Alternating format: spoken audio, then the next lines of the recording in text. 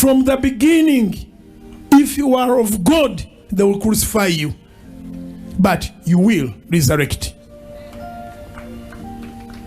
Batukomeredde.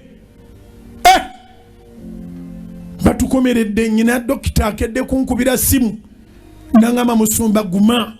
Nange ndieno basawo bannange bakimanyi nti nsabiraawo. Bambuuza Pentagon. Manenge namugamba bakube empiso. Dokita nkutumidde munange abo bakambutuusizza. Angumiza ngambye guma. Yasomera wano mu house of prayer. N'amaliriza okusoma n'atandika obusawo akola mu ddwaliro lya gavumenti.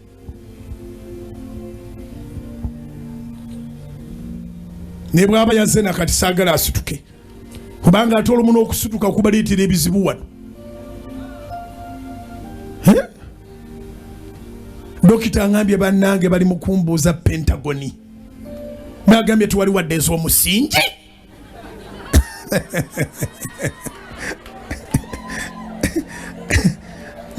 Mbute wali wadde ez'omusingi. Teri kibinga kubeera musiru. Ne bwe bakusekula sekuna kasooli anoga gwe n'ovaamu ng'oli musiru. Twagamba konte tuna wadde za musingi. Anyway, yongenda kutuukayo katusoke tumalirize wano. Ngambira ne banti akyali mu kkubajja. Mateyo 28 olwokutaano ne malayika n'addamu n'agamba bakazi nti mmwe temutya kubanga mmanyi nga munoonya Yesu eyakomererwa. Ekyo kikutegeeza kimu kyokka.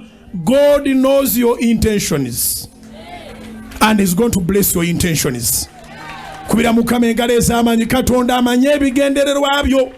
Zikubire waggulu kubanga akebera omutima. Tusobole okubanga tuli bangi naye ababi abalaba. Ababi abatudde wano Mukama akumanyi. Naawe omulungi atudde wano Katonda akumanyi. Era bwe tunaaviira wano nga kyeweetaaga Katonda akikozeeko mu linnya lya Yesu. We tunaaviira no nga kyeweetaaga Mukama akikozeeko. Naawe omubi ali ku midiya yaffe Katonda akuwa empeera ejja mu mutima gwo. In Jesus' name.